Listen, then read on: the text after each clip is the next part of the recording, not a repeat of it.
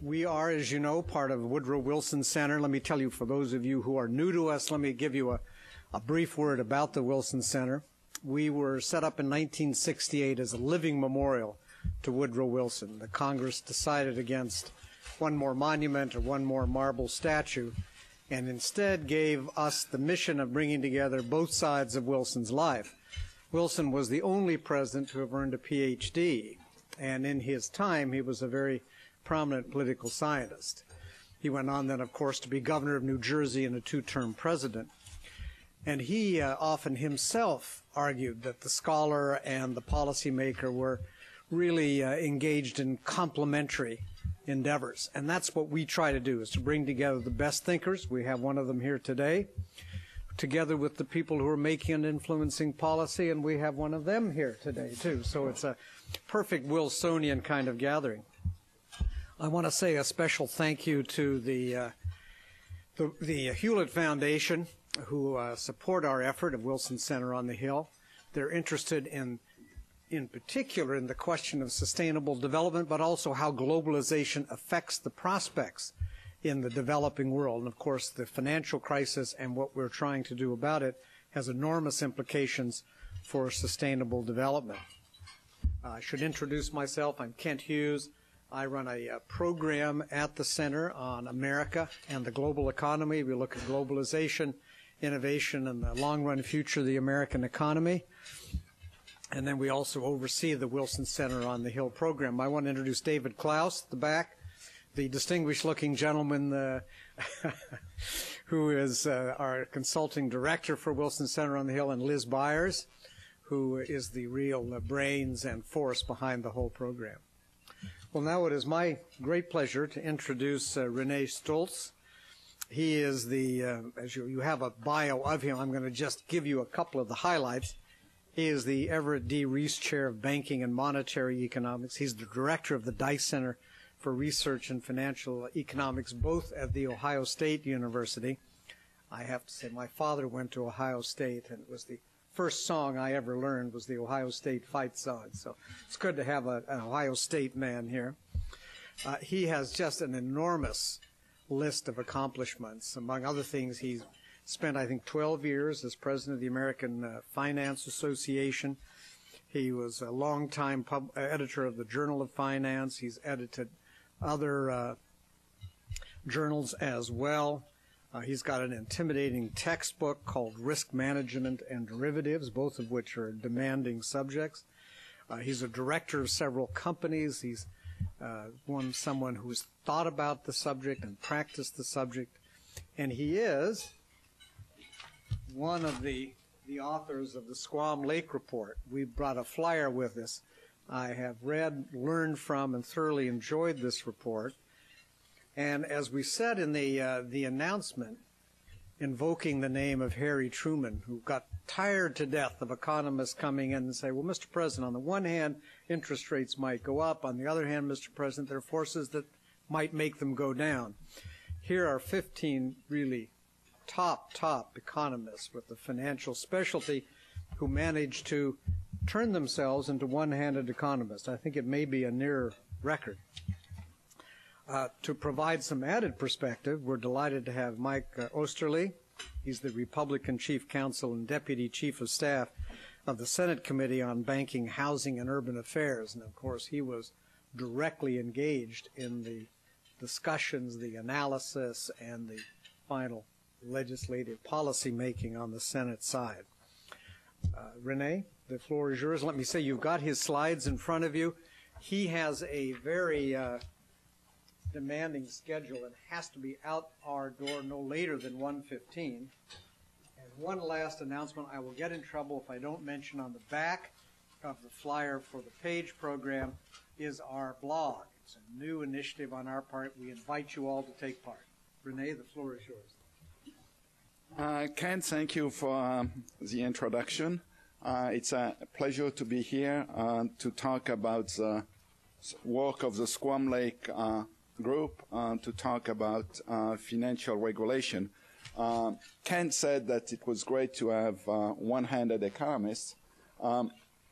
I think all of us on the group are one-handed, but some have a left hand and some have a right hand. So it's a pretty amazing experience for us in the sense that the group has 15 people in academia. And it goes from somebody named John Cochran, who is at the University of Chicago. If you read the Wall Street Journal today, he had an article on the editorial page criticizing Geithner.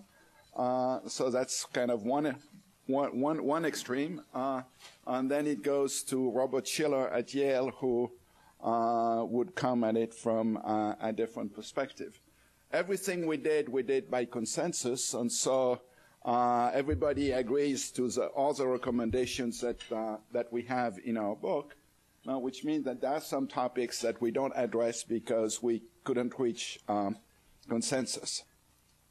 Our approach throughout this was kind of to adhere to some principles. Now we started with everything we did and with what we are doing now, which I will talk about at the end. Now we identified specific problems where regulation was relevant. We were very focused on trying to understand unintended consequences of changes in regulation. And kind of there we reverted back to being many-handed economists in the sense that it's when you try to trace out the effects of potential regulation, there are lots of possible effects, and it's pretty hard to get a good grasp of it. We were focused on systemic impact, so everything we did now had to do with systemic risk, trying to manage those systemic risk. And then we wanted to make sure that firms had to bear the cost of their actions. Now that there weren't hidden subsidies or hidden incentives for firms to do things that would be detrimental to the economy as a whole. So those were kind of our basic principles. And then I will talk about some issues in financial regulation where those principles came into play and where we made recommendations and where we are working on more recommendations. Now, the first issue is capital requirements. Now, there's a long capital requirements have been around for a very long time. The kind of motivation for them has varied through time. Now, for a long time, you had capital requirements to protect the insurance fund. Now, to make sure that banks were stable so that they wouldn't draw down the insurance fund. Our perspective on capital requirement is different. And it's kind of a newer perspective, which is that you have to have capital requirement to protect the financial system. And so we are concerned about the implication of too little capital in the financial system. And for us, too little capital means that you end up in situations where, for instance, you would have fire sales of assets, because if you don't have enough capital, then you have to shrink your balance sheet so that the assets in relation to the equity remain constant. And so you have to sell assets. That puts pressure on asset prices and makes the situation worse across the board. Now, that's precisely what we observed during the crisis. And for all of us in the group, now this issue of fire sales has been an important component of what went wrong over the last few years. Okay, and so when we think from, say, the perspective of fire sales, that's much more damaging when it comes from large banks than when it comes from small banks. Now, and so we want capital requirements that are higher for banks that are systemically important than for smaller banks. Now, so larger banks are also more likely to be bailed out, as we saw, and that would be another reason to make it less likely that they get in trouble. So one of our recommendations was greater capital requirements for large banks. We also want we want the capital requirements to focus on the liquidity of assets. Now, if we are concerned about fire sales are damaging if you put on the market assets that are not very liquid. If you put on the market treasury bonds, that's not going to be an issue. Okay, and so we want capital requirements to be higher if you are more illiquid assets. We also saw in the crisis that there is a risk if you are financing yourself with short-term debt that suddenly you won't be able to roll over that short-term debt. Now that's kind of was the end of Bear Stearns and was a problem. So we also want capital requirements that depend on how you finance yourself. And if you finance yourself with more short-term debt, you would end up having higher capital requirements. So that's kind of our thinking about capital requirements. The next topic that I want to talk about is executive compensation. Now, there's been a lot of debate, and there's been debate in this building, and in the building where Mark lives, about executive compensation. We have felt very strongly that now regulators and politicians should stay out of regulating the level of pay. Now, that we really don't, don't think that regulators can figure out what the right level is, or that we can figure out what the right level is. Okay, but we do think that one has to pay attention to the incentives that are created by the structure of pay. Now, depending on how you compensate people, if you have more options or if you have more of a fixed bonus and so on, that's going to affect the actions that they take. Now, on what we wanted in terms of executive compensation is to kind of, now the biggest issue for us is not the shareholders, but is more the taxpayer. And so we wanted to bring back into the thinking of the executives kind of the incentives of the taxpayers.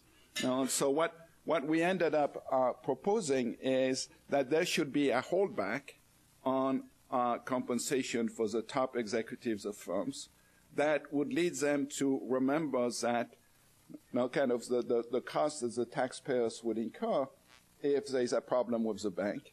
And the taxpayers are really like bondholders. Now, they're not like shareholders. They will lose if the firm is in default or if the firm unravels.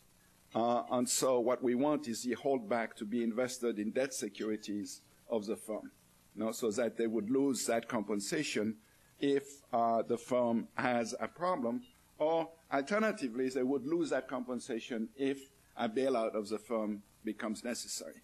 Now, so that's our proposal for holdback, which is to put incentives for managers to think about kind of the downside that would accrue to the taxpayers. The third issue that I wanted to talk about has to do with derivatives. Now, on our group, we have people of all sorts of persuasions on derivatives. On that, I'm completely unreconstructed, and so I'm kind of at the extreme of our group. Now, I think derivatives have nothing to do with the crisis. Obviously, I'm in a minority there. But we did make proposals to try to make derivatives safer, but at the same time, we wanted to draw attention to the risks involved in having clearinghouses. Now, in this town, there's been a very strong movement to try to put everything on clearinghouses. And clearinghouses have a benefit. Now, in the sense that they allow you to reduce exposures throughout the financial system. In the handout, if you got it, there is an example now of what happens with a clearinghouse. I have 3 banks.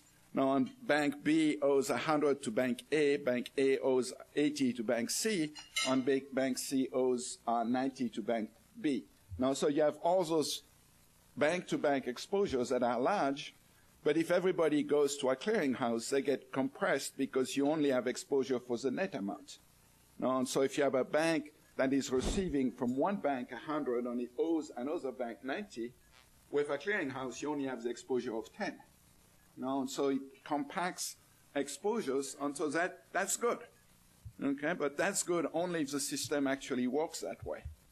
Okay, and so for the system to work that way, first you need the clearinghouses to be safe. No, and so that's quite an undertaking. But also you need few clearinghouses. Because if you have a lot of clearinghouses, then you are just replicating the exposures that you had bank to bank to exposures from bank to clearinghouses because there's very little netting that takes place. Okay, and so our concerns were that with clearinghouses, if you have a lot of clearinghouses, you really don't achieve very much in risk reduction. It becomes harder to monitor those clearinghouses. The other concern we had, which I think is an important one, derivatives are tremendously useful for industrial corporation, outside of the financial system.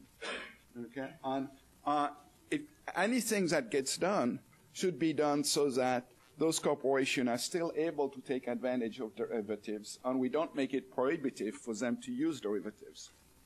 Now, clearinghouses can make it very difficult for industrial corporations to use derivatives, and so that's something that we should remember as we try to implement clearinghouses. So those were kind of our thoughts on clearinghouses.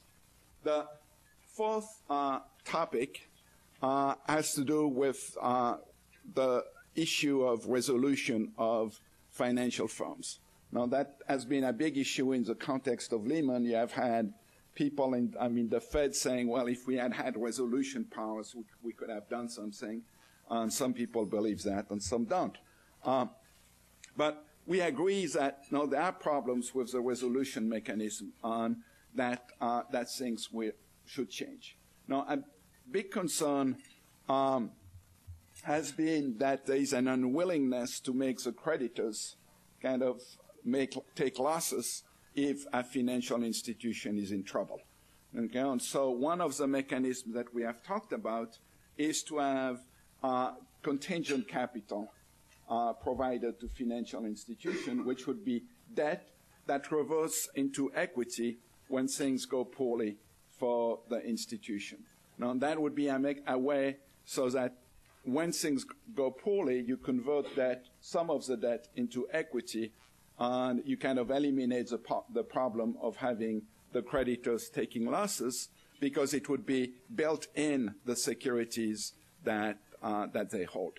Okay? And so we would want to favor that type of debt, which would make resolution easier, because when you get in trouble, suddenly you end up having more equity, and that may allow you to get back on your feet, or may give more time to kind of resolve the institution.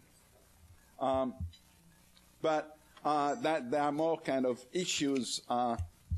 Just having that contingent capital would help, but wouldn't be enough. Now, we talked about resolution mechanism. One of our proposal, which I think at this point is probably old hat, was to talk about living wills that financial institutions should put together. And as you know, that is actually going to happen, and that should help.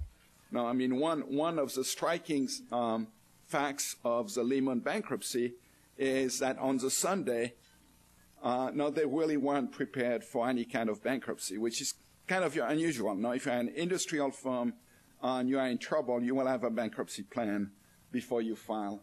Lehman really didn't. No, you don't want that. You don't want, that to happen, because it imposes costs on others in the system that are kind of painful. But we also now talk about the need to have a resolution mechanism that works cross-border. It would have been nice for us to be kind of more explicit about how that would look like, but I think everybody would like to know, and hopefully we'll make some progress on that. Now, the last set of issues that I have on my slides is the issue of the systemic regulator and who it should be.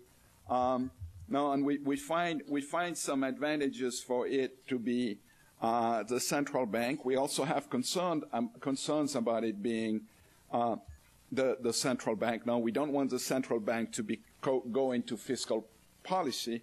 We want them to be focused on macro stability. But you really can't have macro stability without worrying about the financial system as a whole, which for us makes kind of the central banks the right place to locate that function. It's really a macro function. Now, we don't talk at all in our report about kind of consumer regulation and those kind of issues. We really don't have anything to say about that. But we are skeptical of the kind of systemic regulation mechanism of Dodd-Frank just in terms of getting things done. So last slide. Now, what's next? Now, the Dodd-Frank and kind of what has been done so far does very little about the shadow banking system. And so now a lot of things went wrong with that system during the crisis. And so that's kind of one of our focus at this point. Now, we are working on a set of proposals for money market funds, which played a big role in the crisis. The other things that we are working on, but I know very little about right now, is Fannie and Freddie. And to learn about what we think about that, you will need to bring in one of my colleagues. So that's kind of my summary of some of our thoughts on why we reached some of our recommendations. Thank you very much.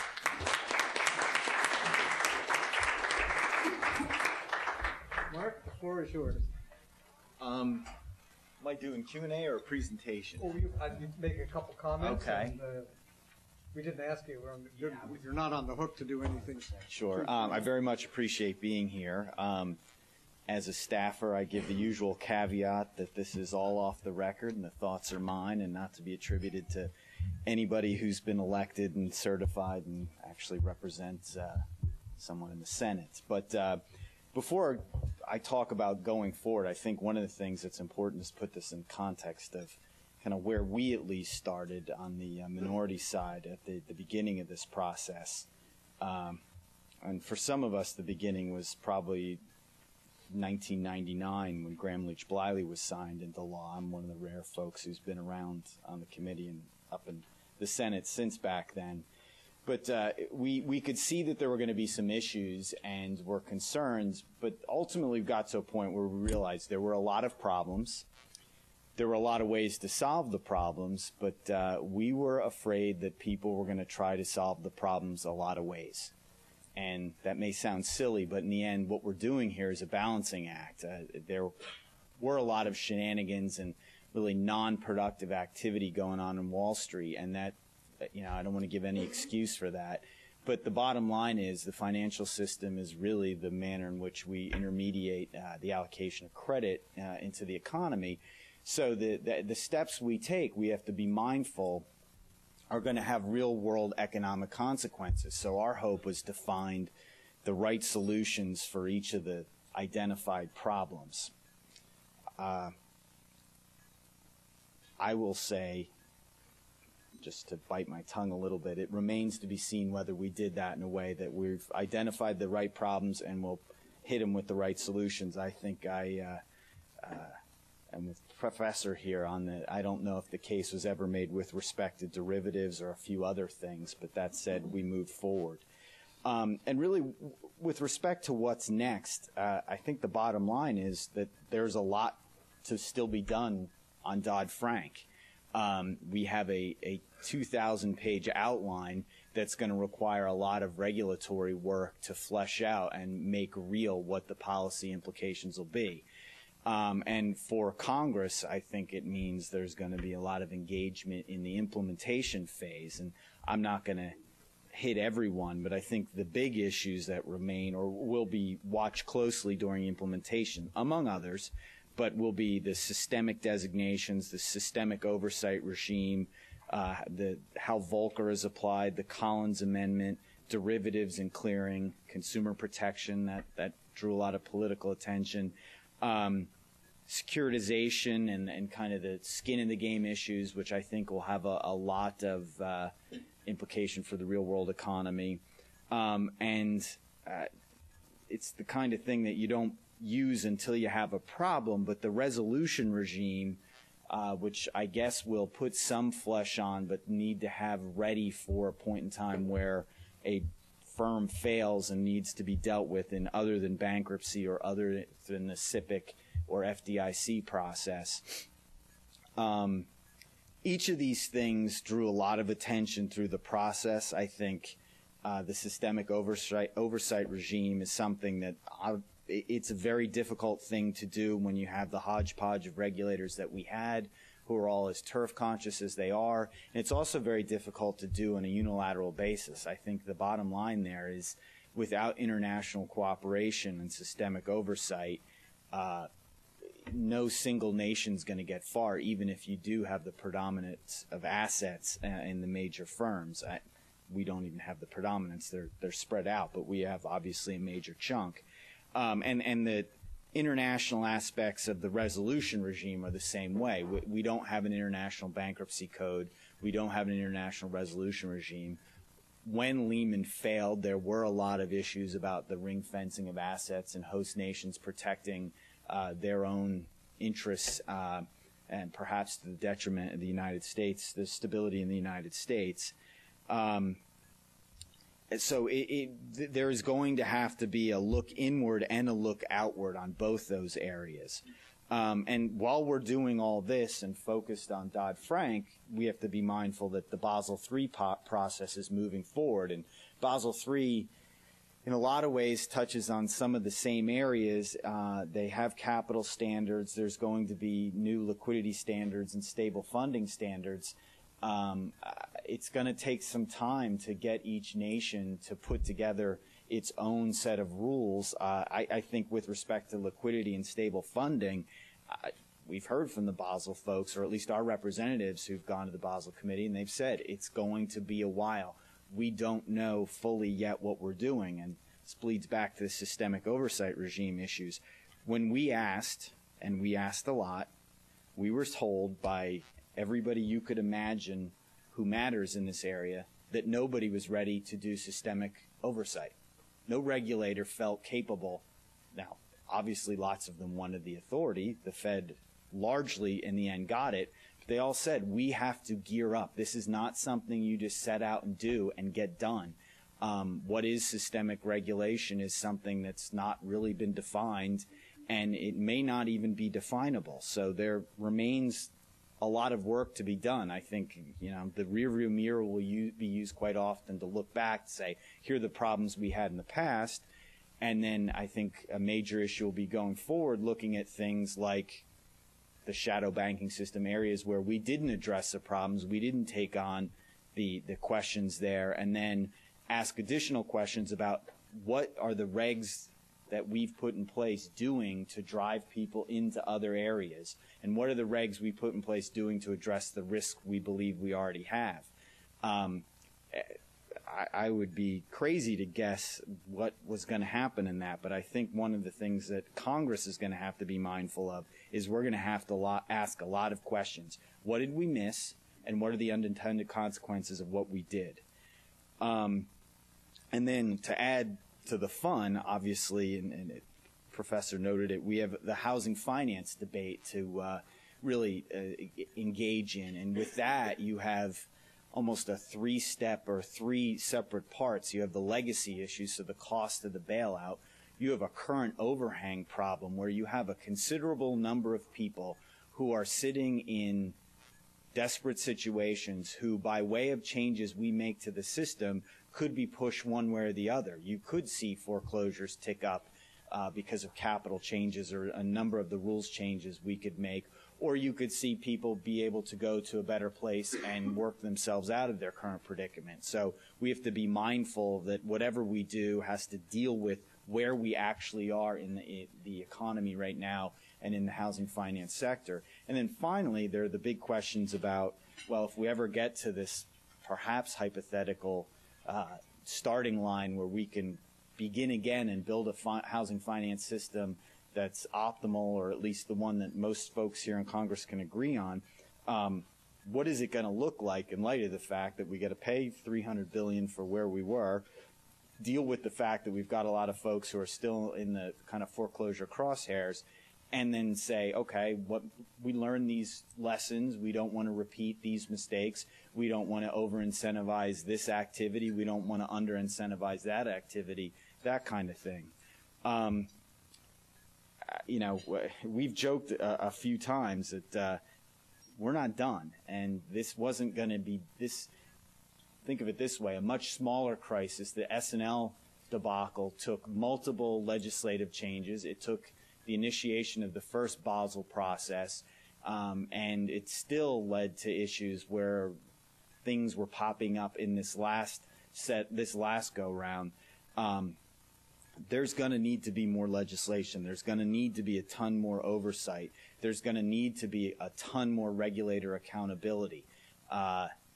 I think the process is just beginning, and unfortunately, I don't think the economy is going to cooperate a ton. So we're going to be looking at dealing with these issues for a good 5, maybe 10 years, and it's going to put a lot of pressure on the members. It's going to put a lot of pressure on the staff, and again, I don't know exactly where it's going to play out, but I do know there's a lot of work still ahead of us. Thank you very much.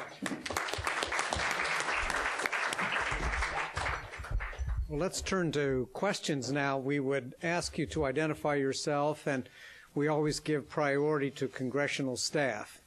Who would like to be the first question? I always have a list of questions myself.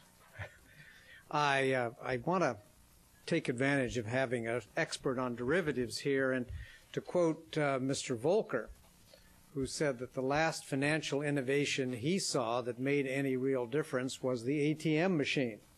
Is Volcker right, or do we need to maintain an innovative capacity in finance?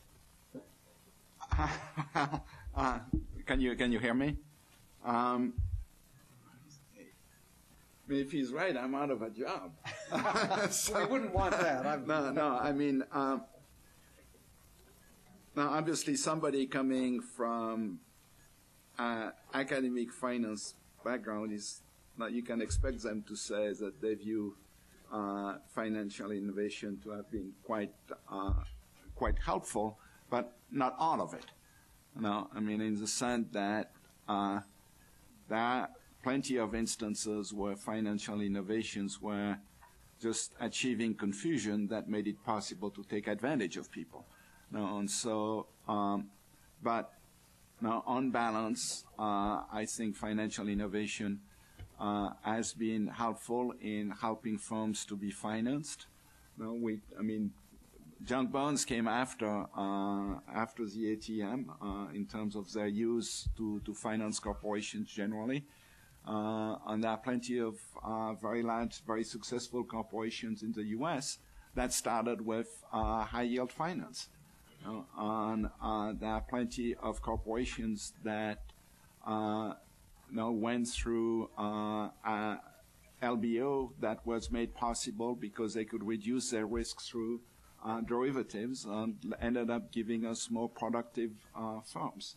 Now, so you can find lots of situations where financial innovation helped. Now, when you think about it, I mean, there's much talk about global imbalances, but when you think about the huge amounts of money that have to be intermediated across the world, now you couldn't do that with the type of banking that you had 50 years ago.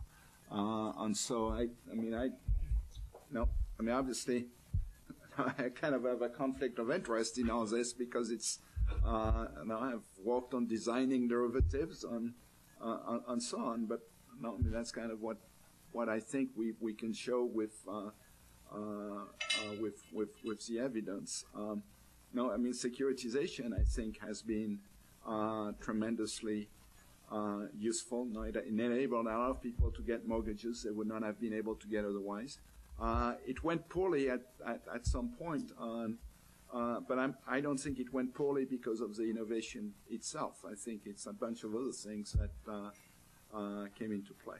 Mark, you had a thought? You can't dismiss the shenanigans. I agree with that, but you can go back and ask people. I've had this conversation with some folks in my own family about trying to engage in international trade in the 70s where, and it depended on some of the countries, but you'd sell them a product and instead of getting cash back because of a lot of the issues and the inability to hedge, you ended up getting commodity X that you then had to take somewhere else for commodity Y and do a whole bunch of inefficient transactions to engage in basic trade. Well, with interest rate swaps and credit default swaps and a whole bunch of other things, you can have a more efficient transaction. Now, again, that can be taken to a point where it's counterproductive, but the 70s were not the glorious period in international activity, and as the world continues to shrink, we're going to need to find ways to allow commerce and trade to occur on a broader level, and I don't think you can do that with a pre-2000 whatever bank intermediating. You'll just cut off too much trade and too much risk-taking, and I don't think the world can handle that. So I could say innovation too, Volcker nothing in this case. Well, maybe I could add something. In terms of the Dodd-Frank bill, it could have a really adverse effect on financial innovation depending on how it's implemented. It could put it to a stop. Okay, because if everything has to be traded on exchanges and has to be approved by clearinghouses, then we are in a huge bureaucracy. And so there really has to be a mechanism whereby you can innovate. You might have to have greater capital charges, and I think that's okay. But you should be able to kind of go forward on your own. This gentleman here, just wait for the microphone if you would.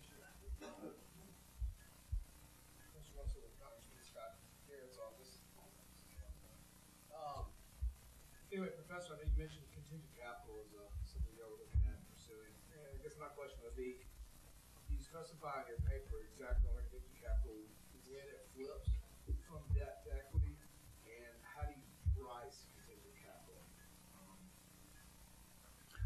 Might just give a mini definition of contingent capital for those who... Right. You went to the heart of the issue with this. It's a very big issue. So contingent capital, in principle, is very simple. You have debt, and the debt converts into equity when something happens. Okay, and so the key question here is, what is the something? And now we, in our book and in our recommendations, that the trigger should involve something happening to the financial system as a whole. It's that an incredible number of rather subtle issues that arise once you start thinking about the trigger. You don't want it to be a situation where the bank can play games. You don't want it to create a situation where there is instability. So people run on the securities because they think a conversion might happen. Now, those contingent capital, there have been issues of it. Now, Barclay had an issue with the trigger being a function of its Tier 1 capital. But now when it's all under the control of the bank, now Tier 1 capital is under the control of the bank. It can decide to increase it. It can do lots of things. You have to be a little bit worried. Now, I come from Switzerland, and contingent capital is going to play a huge role in Switzerland in the sense that the banks, the two big banks, will have to have capital of 18%, which is way more than anything anybody around here is talking about. But 8% of that will be in the form of contingent capital, but they haven't resolved the issue that you raised. And for us to resolve it real quick, and this is something we should have done but didn't do. Unfortunately, Capitol Hill's so stovepipe, but it's not the financial services or the banking committee's jurisdiction, but the tax writing committees have to better understand the debt equity implications in the tax code. One of the issues is the tax code supports debt, and debt causes problems when you have financial crises. We didn't stop and look at that. We asked the Financial Crisis Inquiry Commission to look at it in our version of the bill creating that, but somehow it came over the House side, and looking at that fell out, which I still don't understand because it's fundamental. People build companies from, in some ways, the tax code up. We're not going to understand how that plays out until after the fact, and I think that's a mistake. This gentleman here. My name's Jonathan Bennett. I'm with the Wilson Center, and I noticed in the report that it does not say anything about GlassSteagall, which would make sense because it's a very controversial issue of the divide between investment and commercial banking. I was wondering if you could comment on some of the debate that occurred regarding that, and if it's necessary, or if many people felt it was necessary for important systemic reform. Good question. Now, in the interest of full disclosure here, several of the members of our group had written papers in the 1990s showing that some of kind of the arguments that led to GlassSteagall weren't correct empirically. And so they looked at underwriting of debt by banks, which was a big issue, and looked at that in the 1920s and showed that banks were actually doing well. So, I mean, in general, I think the people in the group had little sympathy for GlassSteagall. At the same time, now we certainly want capital requirements to differ for the biggest banks, for the ones that have systemic implications. And you could say that if that actually happens, it's going to make it less advantageous to be a really big bank. Now, in the sense that there is a perception that being a systemically important bank gives you some advantages because you can borrow at lower costs since people expect you to be bailed out. Now, if you then have to have higher capital requirements, that makes it less likely, but also increases your cost of business. So for us, kind of this indirect mechanism was more what we had in mind. I don't think we had in any of our discussions people saying that we should go back to pre-GlassSteagall. So that would be kind of my answer to that. Mark, did you have any? I think that the failure of the Gramm-Leach-Bliley era effort was that it was one-sided and only looked to the industry and the organizational structure and activities of the firms. We didn't take a serious look at the regulatory structure we had, and that would have been a great chance to, if you look at the industry on one side of the coin, look at the regulators on the other side and make some determinations about how capable we were of regulation. And then the other thing we should have done, which we only really ever did in the Regal-Neal Act in 1994, is we should have looked at the size issues and said, to the professor's point, what are the expectations with respect to too big to fail, with respect to bailouts? I mean, we had some information in 1991. Citigroup had some problems. But going forward, the irony is it was not a GlassSteagall. GlassSteagall firms, other than Citigroup, had repeated problems. But GlassSteagall integrated firms didn't have the major problems. It was Lehman and Bear and Wachovio's problems came later, and Merrill Lynch's problems were brought over to B of A, and ironically, we converted Morgan and Goldman to bank holding companies, so we put them in the GlassSteagall mode to get them access to the discount window and things like that. So, we should have had a simple goal at the beginning, and it's not a size-based issue per se. We should have thought back then that the best risk manager should win. But we haven't even done that yet. We still don't hold that up as our regulatory standard and our expectation about performance in the marketplace. And I think, unfortunately, that's a mistake. Secretary Geithner and Secretary Summers at the very beginning of the process in the meeting with Senator Dodd and Senator Shelby said that was their hope and their goal. I think we still have some work to get to there, but hopefully we will. I wanted to take advantage of asking about AIG and credit default swap. Now, AIG was outside the regulated banking system. How would you handle that going forward?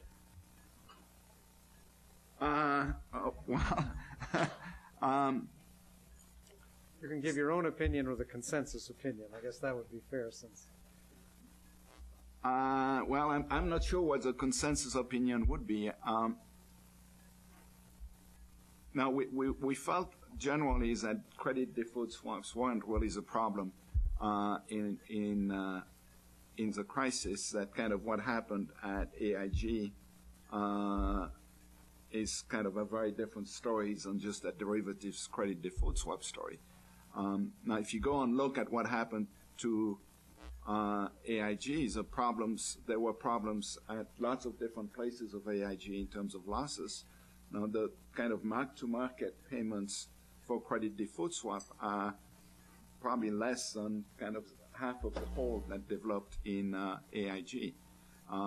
So kind of there has been an overstatement of the importance of credit default swaps.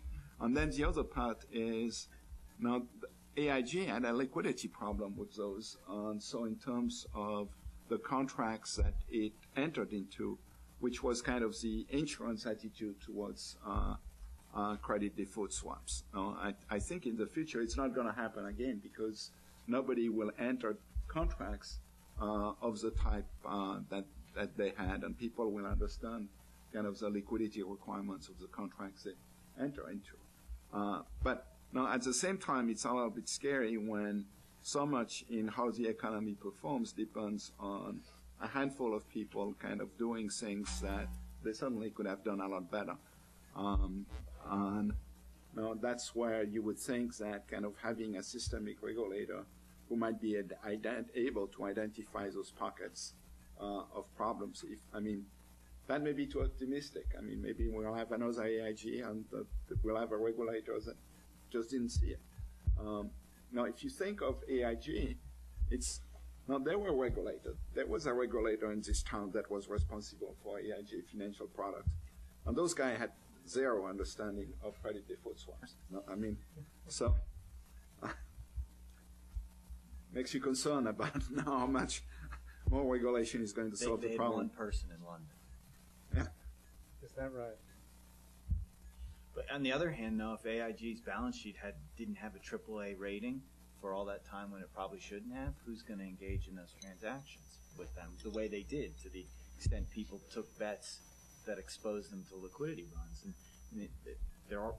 when you say follow the money, 20 or 30 billion of dollars of the Fed money that poured in didn't go to the CDS stuff. It went right into the insurance companies to cover all their securities lending programs that were completely a mess. And it's a story that hasn't really been told, but call the New York Fed and ask them to walk you through where the holes were when they found them. And one of the major holes was insurance firms were taking AAA rated stuff, lending it, using the money they got back to buy a whole bunch of junk that had higher yields, and they were basically unidirectional, all one way long on the housing markets. And when things went bad in one area, it hit every spot, and they had a AAA rating up until the very end. And if we didn't subcontract due diligence out to the rating agencies, maybe people who are their counterparties would have said, so I really want to be in these positions with these guys. Well, that was something that you really didn't get at, was the rating agency question. Really, I don't think the legislation really did either. It does. There's new liability standards. There's the modified Franken Amendment that basically says that over time we haven't found a better way of doing things. We'll end up having a council pick who does what ratings to deal with some of the conflicts issues. We did a rating agency act in 2006 that we were hoping would stave off some of these problems, but we were cut off at the knees a little bit. We would have hit the rating agencies harder, or hit the overall concept as to the need for a regulatory stamp of approval on ratings. We'll see how that plays out. And the rating agencies actually have already stepped back from some areas because they're afraid of the liability. So they've gotten some exemptions from the SEC, but there's going to be some real issues because they're concerned now how much more exposed they are if things go badly. Actually, the legislation removed all the references of ratings from any statute or regulation of the federal government, which removes the federal government's imprimatur on the rating agencies, thus making them less likely investors will view a rating agency, AAA, as somehow implicitly the government says that's okay. So that's kind of change. question there. Professor Klaus? David Klaus with the Wilson Center. The Squam Lake Report sort of came out around the time that the financial service reform legislation was coming through. Can I ask you both to look forward a little bit and say, now that now that we have what happened last year behind us, looking forward, what would you say are the number 1, 2, and 3 priorities that can either prevent future problems or that we need to address? And do it if you can from a congressional perspective, because that's what most of the people in the room are going to face when they go staff their boss. Well, I'm not sure I speak for the whole group here, but now we certainly feel that more has to be done to prevent this. What happened during the crisis with those runs that took place against the shadow banking system. Now, those were very destructive, and we still are in a situation where we haven't really addressed some of those situations. Money markets is one area that we feel more should be done, and we are going to make proposals. But now runs on the shadow banking system is one area. Clearly, Fannie and Freddie is a huge problem for the taxpayer, but it's also kind of integrated with the future of securitization. Securitization seems to be starting again outside of housing, outside of non-guaranteed mortgages, but nothing seems to be going on with non-guaranteed mortgages, and it would be good if we had securitization starting there as well. So that seems to be an important issue. And then the third one is kind of the international harmonization on Basel III, on how that should evolve over time. Now, the agreements for Basel III seem to imply that it's going to take a very long time to get to the higher capital requirements, and that would seem to be a bit worrisome. I think first and foremost, it's out of our hands for now with respect to a lot of the major issues. It's going to be about oversight of the regulators as they go forward on Dodd-Frank and as they go forward on Basel III. These are major steps they've got to take. It's going to take time. And I think the members need to best understand what those steps the agencies are actually taking, and hopefully push people to say that wherever we do, let's not have folks assume any regulators in control have got anything down perfectly anyway.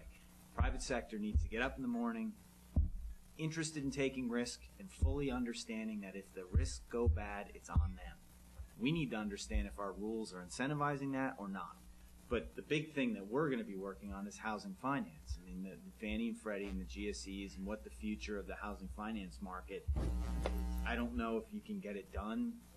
You know how it is now. And we're in presidential election mode November 3rd. And that compresses 2 years down. And you look back to the 80s. I'm a Republican, but I have to admit the Reagan administration punted on the S&L crisis because they didn't want to deal with it in their term. President Obama may not want to write a $400 billion check, and I could see why, because you could construe that a lot of different ways to his detriment. So that may get pushed down, but that is the issue as far as legislation.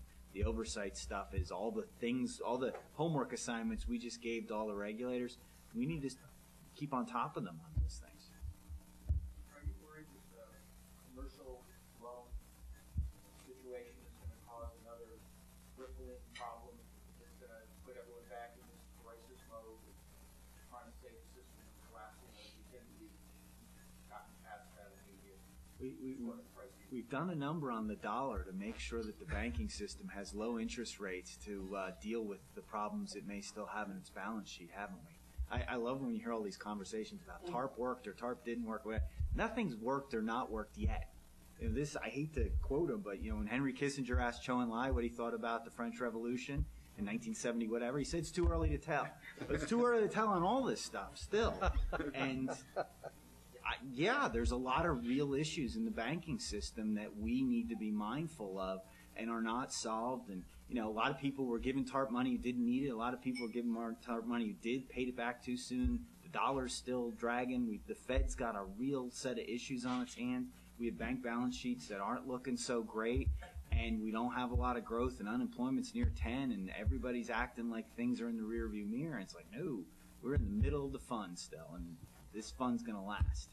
At least that's my perspective. You know better than I.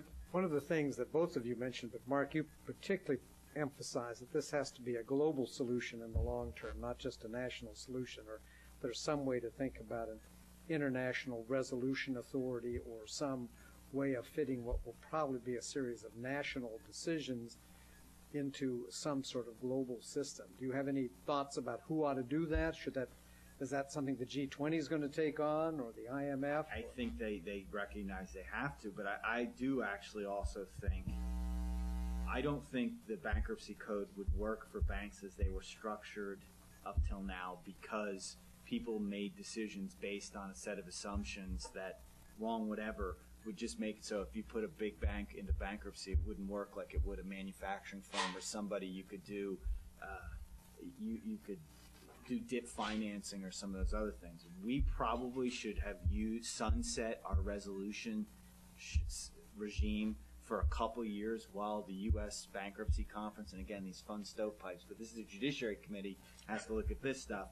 But while a bankruptcy title, perhaps, was designed to deal with firms that have qualified financial contracts like derivatives and a whole bunch of non-hard assets that you have to unwind, and then after the bankruptcy conference worked on something, take that internationally so we wouldn't have another situation like the Lehman collapse where, someday the stories will come out about the games that were played there internationally, and we'll realize, it didn't work out so well.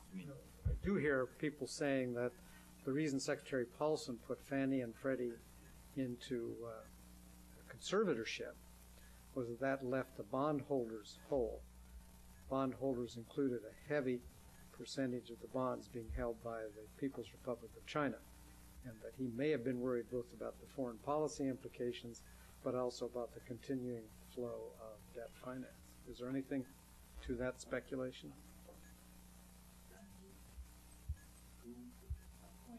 And they didn't lose much, but when America's small banks, who were all the preferred stockholders who were told for years to invest in that because they could use it for their capital, when they take it on the chin, and they did because they got wiped out, and the bondholders don't, you have to think there's a broader purpose, because that was politically ugly. There were a lot of not happy folks, but if you... Was that a bad decision if you think of those smaller I don't banks? know if there were any good decisions to be made at that point. What was a bad decision is that folks who were actively complaining about the GSEs for years were the same regulators who were allowing banks under their supervision to do that.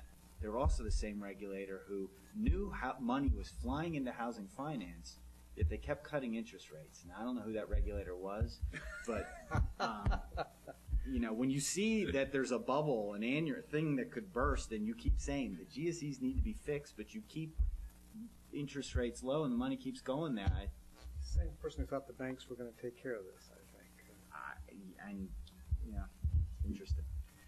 Renee, this question of bankruptcy, do you think the living wills will have an effective interface with that? Will they, in a sense, take a step toward defining, maybe it's a Chapter 12 under bankruptcy? Well, it doesn't solve the problem, and it doesn't substitute for a better bankruptcy code.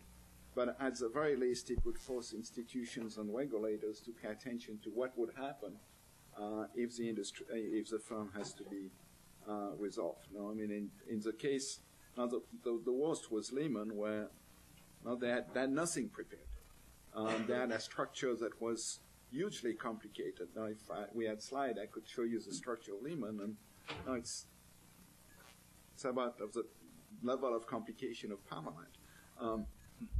So it's very complicated, and there would have been discussions between regulators on Lehman, I would expect, with a living will, to kind of simplify that and make it easier to resolve.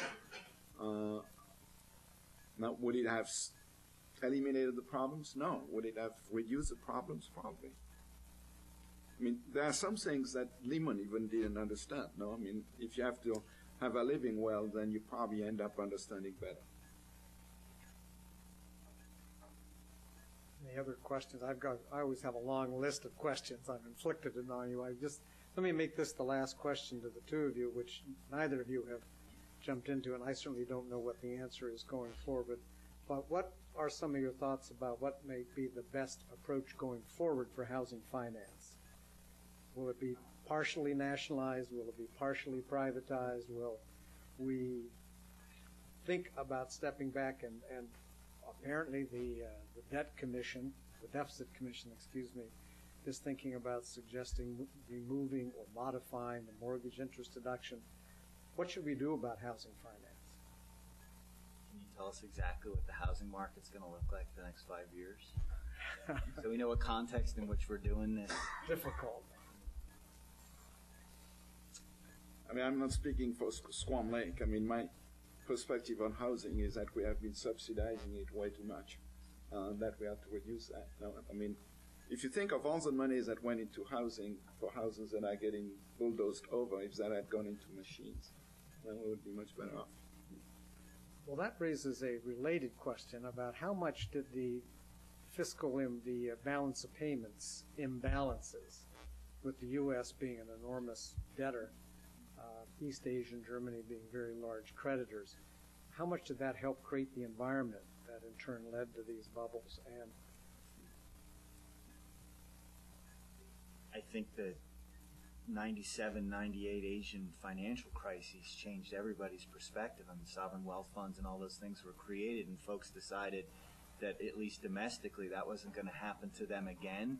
And as big trading partners with tons of dollar-denominated dollars coming in, they need to find dollar-denominated assets. And a lot of those folks looked and said, you know, agencies are proxies for treasuries with better rates of return, so we can spread out and still have the same protection, deal with our currency imbalances, and get a decent rate of return. And everybody over here was like, woohoo, we like the interest rates and we like the money that's flowing into all kinds of different exotic mortgage products. So it was one of those things that, with all imbalances, works great until it doesn't.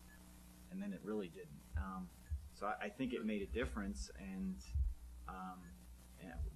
I've heard the numbers, nearly $5 trillion. There's the $5 trillion before and after. And you take $5 trillion out of the housing finance system, I think we have to change our expectations as to what it's going to look like. That said, is the international world still going to have the same kind of demand for treasuries and agencies to deal with their own domestic issues? And if they do, they're going to come back. Renee, do you have any Fannie and Freddie suggestions, your own, not speaking for Squam Lake or anybody else? Well, certainly downsizing their role to insurance, the insurance role that they had would seem to be a big investment portfolio. This is completely not a Senator Shelby thing, so no one ever hold this on him. But I would love to see somebody study the actual value to the overall economy of the 30-year fixed mortgage. Never heard of a 30-year CD. We don't do things like this. 30-year fixed mortgage has a lot of scary capacity, a lot of issues that any of the Europeans don't have them. It has created problems and imbalances, and something we should look at and fully understand the risks we're taking just by way of having a product like that. The interest rate risk, the credit risk, a lot of things. On the other hand, maybe we're just too used to it and we can't change. But I'd like to know. I mean, we need to have a more... Canadians don't have it. We did a session here at Wilson Center on the Hill looking at how did Canada avoid these problems while we were mired in them. They were very polite, very gentle with us, even though I'm sure they were tempted to say, Jay, you could have learned a few things from us. But one of the things they don't have is the 30-year mortgage. And I don't know how, I don't know this, I should know the story in Japan, but I don't. But clearly I think all of these things are probably going to have to be looked at. Well, I think we've reached our witching hour. If we're going to get Renee to his next post, if you could please join me in a round of applause for